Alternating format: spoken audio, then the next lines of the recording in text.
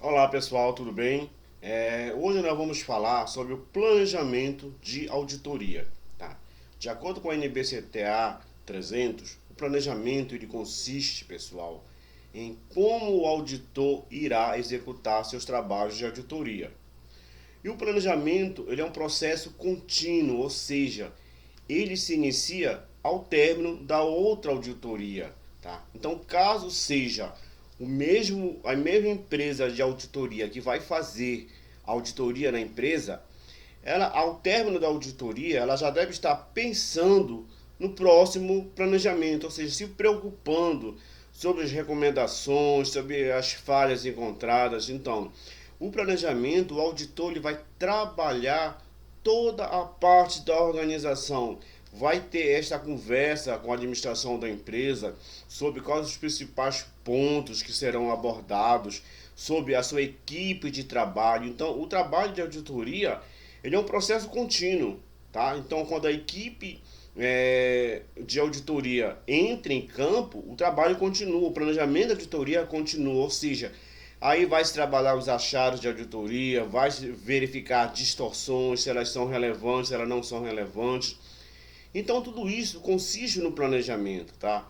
E de acordo com a complexidade das operações da organização, isso aí vai determinar quanto tempo a equipe de auditoria irá ficar fazendo a sua auditoria, né? Através dos testes de amostragens, tá?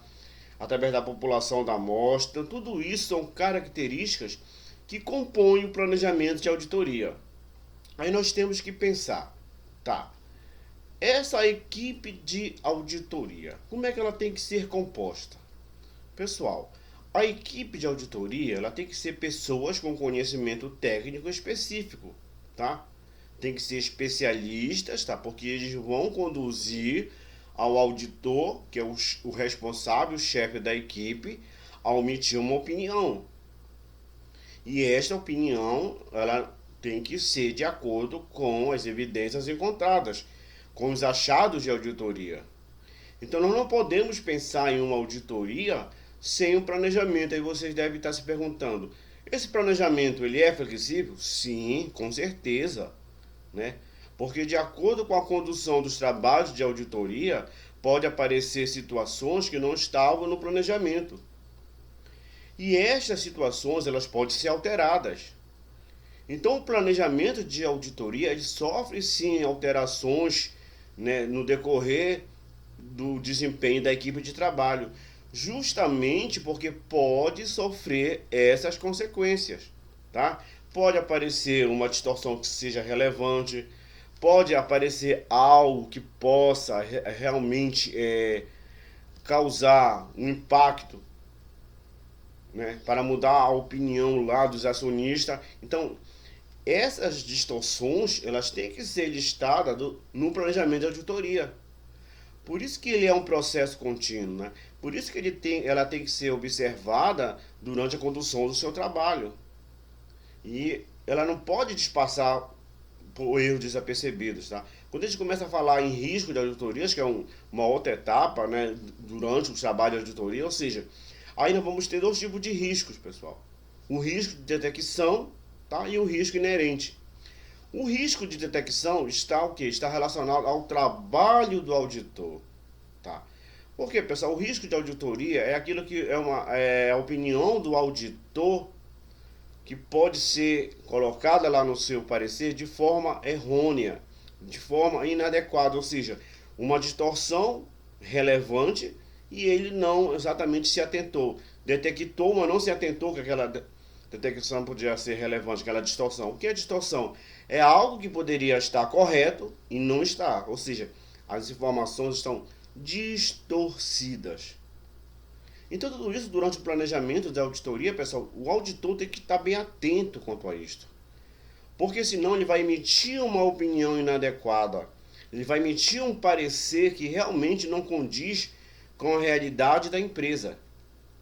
Então, o risco de detecção é durante a execução do trabalho do auditor, tá? É o que ele detecta e, de acordo com, por exemplo, vamos dizer que numa contagem física de um estoque, tá? temos 1000 parafusos, tá? No contábil, e na hora que for fazer a contagem, só tem 995 parafusos. Então, essa ausência, essa falta desses 5 parafusos, pode ser algo irrelevante de acordo com o valor, tá? E aí o auditor pode realmente fazer algumas recomendações para realmente ver a embalagem, que de repente na hora que se foi armazenar a mercadoria, deve ter alguma dos sacos deve ter furado, deve ter caído os parafusos. Mas vamos pensar numa outra hipótese em termos de quantitativo. Por exemplo, 1000 televisores. Faltaram 2 televisores. Opa! Aí já chama atenção. Por quê, pessoal? 2 televisores. Vamos imaginar um televisor de 29 polegadas. Já é um valor expressivo. Já é algo preocupante. Como é que sumiu? Como sumiu? Então, na hora realmente está sendo feita a vistoria, o auditor tem que estar atento quanto a isso, quanto a esse risco de detecção, tá? Por quê, pessoal?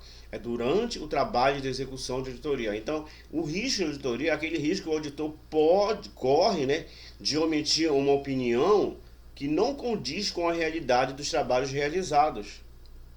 E isto pode comprometer a organização, tá?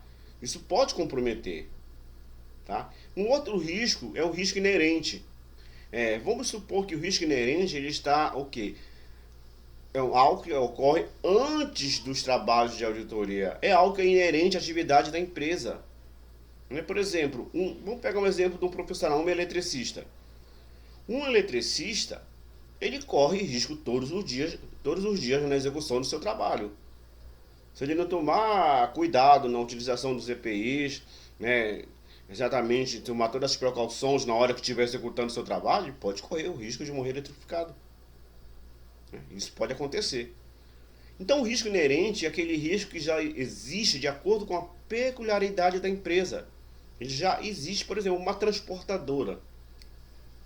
Uma transportadora, ela transporta carga de terceiros. Então ela tem que ter esse cuidado ao estar transportando essas cargas.